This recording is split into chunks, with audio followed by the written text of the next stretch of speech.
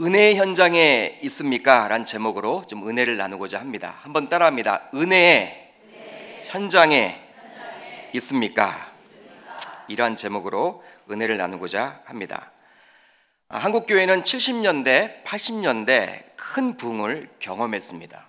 굉장했죠. 이 세계 기독교사를 보더라도 이렇게 짧은 시간 안에 큰 교회들, 또 한국의 기독교 인구가 굉장히 많아지지 않았습니까? 이런 큰 부흥을 경험한 나라가 없다고 그래요. 이 대한민국 빼고 없다고 합니다.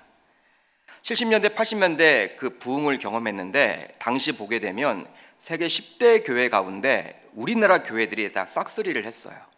1등부터 10등까지. 그러니까 사람 숫자로, 재정으로 모든 것들을 갖추어 있죠.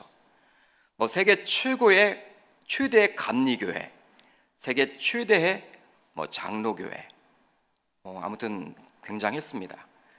당시에는 교회를 세우는 곳곳마다 사람들이 몰려들었던 시대였습니다. 지금 우리가 잘 알고 있는 수만 명이 모이는 교회들도 다 70년대, 80년대 개척되었거나 그때 세워진 교회들이 대부분이죠. 소위 지금과는 분명히 다른 영적 분위기였어요. 그런데 그 부흥을 견인했던 굵직굵직한 집회 등이 있었습니다. 아마 여기 계신 분들도 잘 기억을 하실 텐데요. 바로 1973년 빌리 그레이엄 집회와 74년 엑스폴로 집회였습니다. 여러분 끄떡끄떡하신 분이 몇 분 계시네요. 가보셨나 봐요. 이 두 집회는 당시 여의도 광장, 즉 지금의 여의도 공원에서 열렸는데요. 전국에서 수많은 신자들이 몰려들었습니다. 정확한 통계는 알 수 없지만 들려오는 이야기로는 각 집회마다 많이 모일 때는 100만 명 이상이 한 집회에 참석을 했다고 그래요. 100만 명이 모였다. 굉장하죠, 여러분? 이 광명시 인구가 한 43만 정도 되는데 이 인구에 여러분 2배가 모인 거예요. 그 여의도 광장에. 굉장하죠. 지금처럼 교통과 통신이 발달하지 못한 시기였음에도 불구하고 전국에서 자발적으로 수많은 사람들이 참여했던 집회였습니다.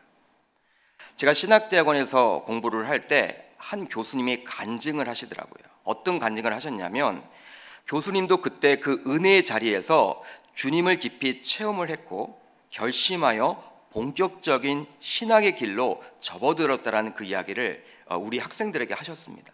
굉장했다라는 거예요. 그 집회가 굉장했다라는 거예요. 우리가 잘 알고 있는 이 극동방송 이사장님으로 섬기고 있는 우리 김정한 목사님이 이 빌리 그레이엄 집회 때 통역을 하지 않았습니까? 굉장했죠. 그 교수님도 본인 나름대로 간증이 있었던 거예요. 그 집회를 통해서. 당시에는 부활절 같은 경우에도 한국교회 전체 행사로 연합해서 치루했습니다. 그런데 어느 때부터인가 한국교회는 그런 대중 집회뿐만 아니라 은혜의 자리에도 잘 모이질 않게 되었어요. 사회적으로는 교통과 통신이 당시보다 더 발달했기 때문에 정보도 빨리 전달할 수가 있고 SNS 이런 데 올리기만 하면요 순식간에 이제 정보가 확 퍼지잖아요. 대규모 연합 행사를 하기에 적합한 장소도 많이 생겼습니다. 그럼에도 불구하고 성도들이 잘 모이질 않습니다. 그러기에 많은 기독교 단체 혹은 선교 단체 등이 대규모 집회를 계획했다가 그냥 중도에 포기하는 경우가 많아졌다고 그래요. 그러니까 목회자의 입장에서는요 이런 모습을 보면서 아쉬움이 참 많이 남습니다. 물론 한꺼번에 수십만 명이 모이는 그 행사를 꼭 해야 하나, 그럴 필요가 있는가라고 생각이 들기도 하지만 은혜의 자리에 사람들이 잘 모이지 않게 된 현실이 목회자의 한 사람으로서는 씁쓸하게 느껴지는 거예요. 왜 그러지 않겠습니까? 여러분, 은혜의 자리에 참석을 하게 되면요 그냥 거기에는 모든 사람들이 막 불을 받게 되는 거예요. 여러분 아멘입니까? 그런 역할이 있죠. 근데 그런 은혜의 자리가 많이 없다 보니까 좀 미지근한 신자들이 굉장히 많아졌습니다. 물론 당시의 신자들과 마찬가지로 현재의 신자들도 겉으로 보여지는 모습은 같은 성도요 기독교인입니다. 겉모습은 같아요. 그러나 은혜에 대한 갈망과 헌신 등은 당시와는 비교할 수 없을 정도로 허약해져 있는 형편이죠. 목회자로서 이런 모습이 참 안타까울 따름이에요. 여러분 그렇게 느껴집니다. 제가 부산 수영록교회에서 이렇게 사역을 할 때 해운대 집회를 한번 가졌습니다. 이 부울경 있는 모든 교회들이 한번 모여보자. 2014년도였는데요. 해운대에 한 10만 명 정도가 모였어요. 그 백사장에서. 굉장했어요. 백사장에 여러분 거의 한 70만 명, 50만 명 가면 꽉 찬다고 하는데 10만 명 이상이 우리가 모여서 같이 기도를 했습니다. 우리 수영록교회만 온 게 아니라 부울경에 있는 모든 교회들이 와서 회개를 주제로 기도회를 가졌어요. 비가 오는 가운데 기도회를 했는데 6시간을 기도를 했습니다. 6시간. 근데 한 사람도 집에 안 가는 거예요. 비를 맞으면서도 계속. 그때 여러분 저는 그 감격, 그냥 그 자리에 있는 것 자체가 너무나 행복했어요. 젊은 청년들부터 해서 어린 아이들, 비를 막 맞으면서도 그렇게 기도하는 그 장면을 보면서 야, 하나님이 얼마나 기뻐할까. 왜 그 집회를 계획을 하게 되었냐면 이 한국전쟁 당시 이 낙동강까지 이게 밀렸잖아요. 이 북한 공산 집단이 이 낙동강까지 여러분 밀고 내려왔습니다. 이 낙동강 여러분 전선이 뚫리게 되면 이제 우리나라는 사라지게 되는 거예요. 임시정부가 부산에 가 있죠. 그때 우리 목사님들과 장로님들은 부산의 초량교회에 모여서 기도회를 가졌고요. 금식 기도회를 가졌고 해운대 해변에서는 일반 성도들이 모여서 같이 기도했어요. 그 결과 하나님의 응답으로 인천 상륙작전이 일어나게 된 거예요. 여러분 아십니까? 그게 여러분 기독교 역사입니다. 사실입니다. 부산에 가보니까 그러한 역사관이 있더라고요. 그걸 기념해서 한번 우리가 그렇게 해보자 기도를 했어요. 참 이런 집회들이 많아지면 좋겠지만 잘 모이질 않습니다. 그렇다면 여러분들은 은혜의 자리를 사모하고 계십니까? 여러분들에게 묻고 싶어요. 은혜의 자리를 과연 사모하고 계십니까? 은혜 받기 위해서라면 다른 것들을 잠시 제쳐두고라도 그 자리에 있기를 소망해 보십니까? 소망하고 있습니까? 물론 이 금요성령 집회에 나온 여러분들은 정말 은혜 받기를 사모해서 나오셨겠죠. 정말 여러분들의 그런 모습이 주변 사람들에게 잘 전염되어서 더 많은 성도들이 은혜의 자리를 사수할 수 있기를 소망해 봅니다. 오늘 본문은 예수님께서 물을 포도주로 바꾸신 사건이 기록되어 있어요. 이 사건은 보통 예수님의 첫 번째 표적이라고 이야기를 하고 있는데요. 요한복음은 다른 복음서와는 달리 표적이라는 단어를 사용합니다. 여러분 우리가 읽진 않았지만 2장 11절을 보시면 이런 말이 나와 있죠. 예수께서 이 첫 표적을 갈릴리 가나에서 행하여 그의 영광을 나타내심에 제자들이 그를 믿으니라. 첫 번째 표적이라고 나와 있어요. 이 표적은 이적이란 뜻이죠. 이 표적을 통해서 예수 그리스도가 하나님의 아들이요 메시아임을 지속적으로 보여주고 있는 거예요. 내용은 다음과 같습니다. 갈릴리 지방 가나라는 곳에서 결혼 예식이 있었습니다. 결혼 예식. 누구의 결혼 예식인지는 성경은 말하고 있지 않아요. 다만 예수의 어머니인 마리아가 그 결혼 예식에 이미 참석한 상태였음을 보여주고 있죠. 그 내용이 어디에 나와 있습니까? 2장 1절을 보시면 이렇게 나와 있죠. 예수의 어머니도 거기 계시고 이미 가 있었던 거예요. 그리고 예수와 그의 제자들도 그 결혼 예식에 초청을 받았다라는 사실을 통해서 그 결혼 예식이 아마도 어머니와 가까운 집안의 결혼 예식이라고 생각해 볼 수도 있을 것 같아요. 지금도 그렇지만 결혼식에는 보통 초청을 받은 사람들만 가게 되어 있습니다. 초청하지 않으면 가기가 뭐하죠. 그리고 혼주의 입장에서도 불특정 다수 아무나 초대를 하지는 않아요. 즉 예수의 어머니가 이미 그 결혼 예식에 가 계시다라는 것을 통해서 예수의 어머니와도 잘 아는 어떤 분의 집안 혼례였음을 우리가 추측해 볼 수가 있는 것이죠. 우리가 생각해 볼 수 있는 것은 예수의 어머니는 일주일 동안 열렸던 피료연을 돕고 있었던 것 같습니다. 집안 식구이기 때문에 집안 행사이니 그럴 만도 하겠죠. 보통 일주일 동안 지속되는 피료연이었기 때문에 많은 친인척들의 도움이 필요했다고 그래요. 여러분 왜 그러지 않겠습니까? 사람들을 뭐 사수할 수는 없잖아요. 그러니까 일가 친척들이 다 동원되어서 그 일주일 동안 필요원을 도왔다고 합니다. 지금도 정통 유대인들은 일주일 정도의 필요원을 한다고 합니다. 결혼 필요원을 일주일 한다고 그래요. 초청받은 사람들이 일주일 동안 먹고 마시면서 파티에 참석하게 되는 것이죠. 그런데 그 결혼 예식에 문제가 생기게 되었어요. 여러분, 어떤 문제가 생겼습니까? 3절 상반절을 보면 이렇게 나와 있더라고요. 포도주가 떨어진지라. 팔레스타인 지역에서 대중적으로 마시는 음료가 있으니 바로 포도주인데요. 이 포도주는 당시 필요연에서 필수적으로 중요한 것이었습니다. 마치 우리나라 잔치상에서 잡채가 빠질 수 없듯이 말이죠. 잡채가 여러분 굉장히 중요하잖아요. 저는 여러분 이렇게 잔치를 많이 가봤는데 잡채는 항상 있더라고요. 호남 지방의 홍어라고 할 수 있을 것 같아요. 홍어. 안동 지역의 이 문어라고 할 수 있을 것 같아요. 문어. 장례를 가게 되면 문어가 나오죠. 안동 지방에 가게 되면. 이 포항 지방에 가게 되면 과메기가 나오고.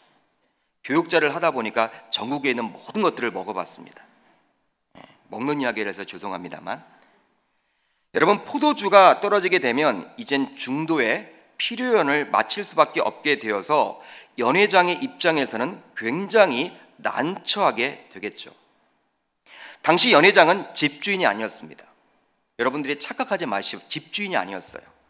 집주인으로부터 잔치를 배설하고 주재하는 책임을 부여받은 사람을 이야기합니다. 그러니까 지금의 혼주 개념은 아니었어요. 그러기에 연회장은 손님들에게 먹을 것과 마실 것을 제공하는 일을 책임져야만 했던 것이죠. 따라서 새로운 음식이 나올 때에는 먼저 연회장에게 맛을 보게 하는 것이 관습이었습니다. 그러니 포도주가 떨어지게 된 것은 1차적으로 연회장, 그리고 궁극적으로는 집주인을 난처하게 만들 수도 있겠죠. 여러분, 연회장은 집주인에게 포도주가 떨어졌다고 쉽게 말할 상황은 아니었던 것 같아요. 우리가 생각해 보기에. 왜냐하면 모든 책임이 누구에게 있기 때문에 그렇습니까? 자신에게 있기 때문에. 연회장 자신에게 있기 때문에 뭐 집주인에게 가서 포도주가 떨어졌습니다, 이런 이야기를 여러분 할 수 있지는 않겠죠. 그러게 오늘 본문에 나온 상황만으로는 이 연회장이 신랑인 주인에게 포도주가 모자란다고 이미 말하는지에 대해서는 알 수가 없어요. 그러나 분명한 것은 포도주가 떨어지게 되면 그 결혼 예식이 분명히 어려워지게 된다는 거예요. 왜냐하면 우리나라와 마찬가지로 유대 사회도 소위 체면 문화였습니다. 체면 문화. 여러분, 우리나라 사람들도 체면이 굉장히 중요하죠. 남들에게 보이는 게 굉장히 중요해요. 우리나라가 여러분 세계에서 큰 차가 잘 팔리잖아요. 큰 차가. 일본이란 나라를 가게 되면요, 이 소형차가 굉장히 많거든요. 우리나라는 굉장히 여러분 차를 크게 타요. 정말 여러분 막 어렵게 사는 동네를 가도 막 외제차들이 여러분 있어요. 외국에서는 거의 볼 수 없는 그런 광경이에요. 체면 문화죠. 체면 문화. 당시 여러분 유대 사회도 체면 문화였습니다. 교통이 불편하기에 수일이 걸려서, 아니 어쩌면 그 이상 먼 거리를 달려왔는데 배불리 먹이고 마시도록 하지 못하고 하객들을 돌려보낸다면 그 주인은 유대 사회 속에서 체면이 깎이는 거예요. 즉 그 공동체에서 사람 노릇을 제대로 할 수가 없는 것이죠. 본문을 보면 예수의 어머니였던 마리아는 이를 도우면서 아마도 포도주가 떨어짐으로 그 결혼 예식에 위기가 오게 되었음을 알았던 것 같습니다. 알았던 것 같아요. 연회장이 이런 위기 상황을 마리아에게 말을 했는지는 오늘 본문에 분명히 나와 있지는 않지만 분명한 것은 마리아가 인지하고 있었다라는 사실입니다. 알고 있었죠. 지금 포도주가 떨어짐을 알고 있었어요. 이제 마리아는 결혼 예식의 위기가 왔음을 예수님께 이야기를 합니다. 예수께 말함으로써 그 위기에서 벗어나기를 진심으로 원했던 것이죠. 자신의 친척 결혼 예식이기에 관심이 갈 수밖에 없었던 것 같아요. 결국 여러분 어떻게 됩니까? 어떤 상황이 벌어지게 됩니까? 예수님의 말씀에 하인들은 순종하게 되었고 결국 물로 포도주가 만들어지게 됩니다. 할렐루야. 기적이 일어나게 된 것이죠. 즉 포도주가 떨어져서 자칫 파할 수밖에 없었던 결혼 연애가 지속될 수 있게 된 거예요. 그런데 저는 오늘 본문 9절을 주목해서 보고자 합니다. 이 말씀을 쭉 묵상하는 가운데 지금까지 이 보이지 않았던 9절이 있었는데 이 9절이었어요. 제가 금요 성령 집회 때 한 번 이 설교를 했습니다. 그때는 제가 이 9절이 안 보였거든요. 오늘 본문을 보는 가운데 이 9절이 여러분 보이게 되었습니다. 여러분 9절을 한번 같이 읽어보도록 하겠습니다. 시작.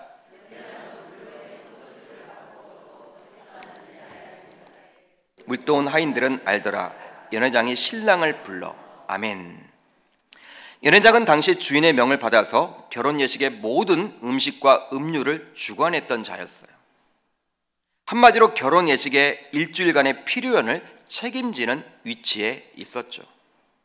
그러기에 음식과 음료에 어느 정도 일가견이 있는 자들이 감당해야만 했습니다. 여러분 주인으로서는요, 이제 음식 같은 것들을 총 책임을 져야 하기 때문에 이제 좋은 음료, 좋은 포도주, 그리고 좋은 음식을 이렇게 관리하고 책임질 수 있는 사람을 연회장으로 임명을 하지 않겠습니까? 그러니까 일가견이 있는 사람들을 세울 거예요. 그러게 연회장은 포도주가 떨어진 상황을 인식하던 차에 하인들이 포도주를 가져다 주자 그 포도주를 맛보게 된 거예요. 연회장은 포도주의 맛이 상질인지 하질인지 알 수가 있었지만 그 포도주가 갑자기 어디에서 오게 된 것인지는 알지 못했습니다. 그렇게 여러분 나와 있죠. 그러기에 오히려 연회장은 주인인 신랑에게 그렇게 상질인 포도주를 어떻게 지금까지 보관하고 있었는지에 대해서 오히려 묻게 돼요. 아마도 연회장은 주인인 신랑이 몰래 숨겨놓은 것을 이 순간에 꺼내놓지 않았나 생각을 했던 것 같아요. 여러분 떨어졌는데 갑자기 이 상질의 포도주를 맛보게 되자 야 이것이 어떻게 된 일이지? 주인인 신랑이 이것을 가져다 놓았나 보다라고 지금 생각을 하고 있는 거예요. 반면에 하인들은 음식과 음료의 맛과 질이 좋은 것인지 좋지 않은 것인지 잘 알지를 못했습니다. 그들은 연회장에 비해서는 책임지는 위치가 아니라 허드렛 일을 돕는 위치에 있었던 거예요. 연회장을 돕는 사람들이었죠. 뭐라 할까요? 연회장의 일을 돕는 보조 역할을 해야 했다고 할까요? 전문가가 아니었습니다. 그러나 그 포도주가 어떻게 생겨나게 되었는지 그것에 대해서는 분명히 알고 있었다라는 거예요. 여러분 바로 무슨 차이가 그리 만들었을까요?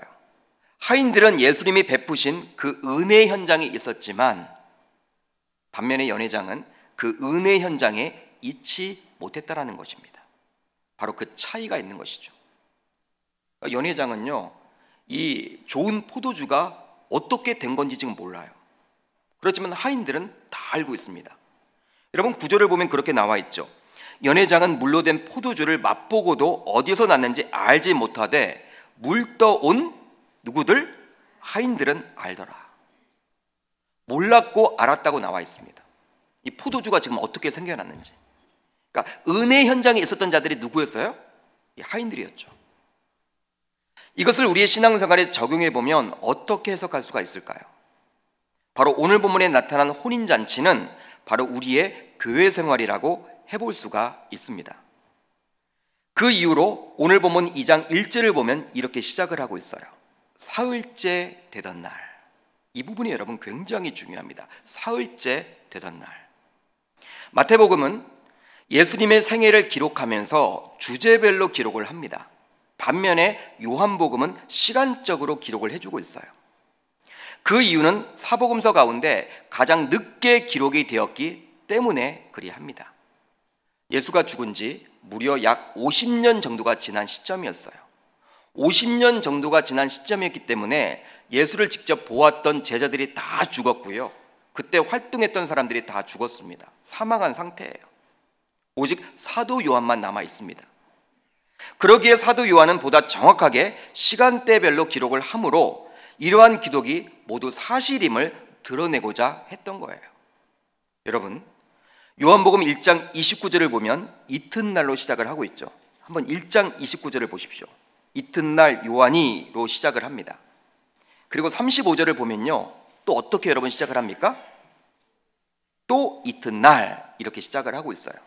43절을 보십시오. 또 어떻게 나와 있습니까? 이튿날 이렇게 시작을 합니다. 아주 시간에 민감하게 반응을 해요.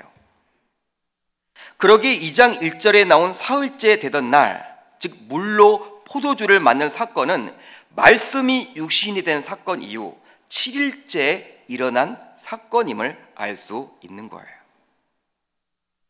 여러분, 요한복음 1장은 창세기 1장과 유사한 면이 있습니다. 창세기 1장 1절은 이렇게 시작을 해요. 한번 따라합니다. 태초에 하나님이 천지를 창조하시니라. 반면에 요한복음 1장 1절은 이렇게 시작을 합니다. 우리 같이 읽습니다. 시작. 태초에 말씀이 계시니라. 이 말씀이 하나님과 함께 계셨으니 이 말씀은 곧 하나님이시니라. 그러니까 창세기 1장과 요한복음 1장은 유사점이 있어요. 태초에로 시작을 합니다. 창세기 1장을 보게 되면 하나님은 말씀으로 천지를 창조하셨죠. 그런데 요한복음을 보면 이 말씀 자체가 하나님이란 거예요. 그런데 요한복음 1장 14절을 보십시오. 요한복음 1장 14절을 보면 어떻게 나와 있습니까? 말씀이 육신이 되어 우리 가운데 거하심에 라고 나와 있어요. 그러니까 말씀이 육신이 되었다. 여러분, 무엇입니까?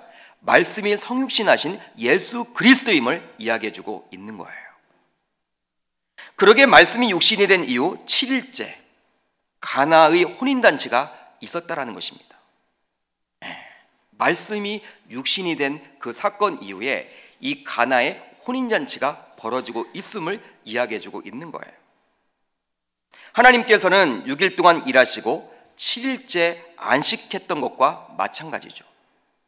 우리는 이 안식일에 교회에 나와서 예배 드리며 안식을 취합니다. 여러분, 우리가 주일날 예배하면서 우리는 안식을 취하죠. 오해가 없으시길 바랍니다.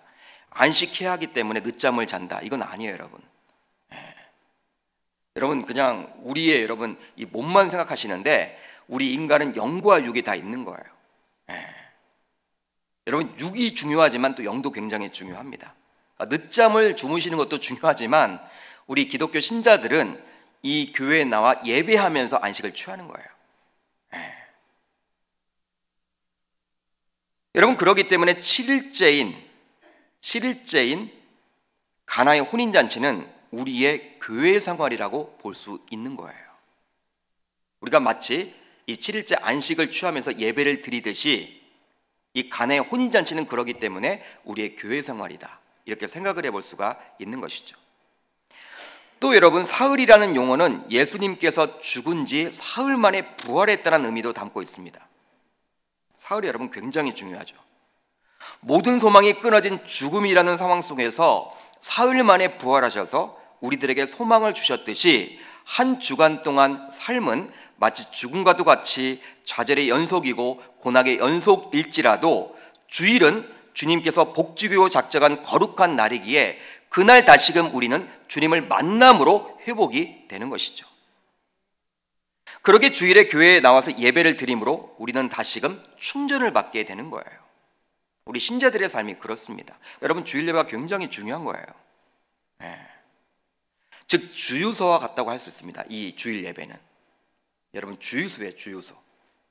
여러분, 우리가 고속도로를 가다가 여러분 이제 이 주유기가 여러분 이제 거의 확 밑에 여러분 내려가 있으면 어떻게 됩니까? 이 기름이 없으면 어떻게 돼요? 차가 멈추게 되죠.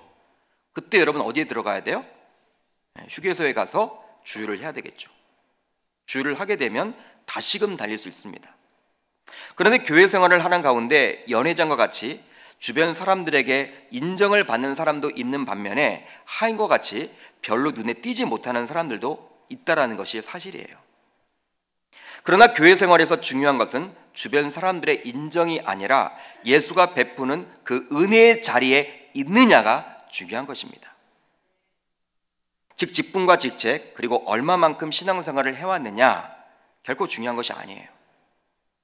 그것이 중요한 것이 아니라 주님을 지속적으로 만나고 있느냐, 주님과 소통을 하고 있느냐, 주님의 기적을 체험하고 있느냐, 즉 한마디로 은혜 현장에 있느냐가 중요한 거예요. 주님과 여러분 계속 소통을 하고 있느냐, 교제를 하고 있느냐, 친밀한 영적인 교제를 하고 있느냐, 주님의 기적의 현장에 있느냐, 은혜의 자리에 있느냐, 그것이 굉장히 중요한 거예요. 한마디로 예수가 베푸는 기적의 현장에 있어야 함을 강조해주고 있는 것이죠. 연회장은 책임질 위치에 있었음에도 불구하고 그 상질의 포도주가 어떻게 나와 있는지에 대해서 전혀 알지 못하고 있습니다. 즉 교회 안에서 신앙생활을 한다고는 하지만 예수와 상관없이 신앙생활을 할 수도 있음을 말해주고 있는 거예요.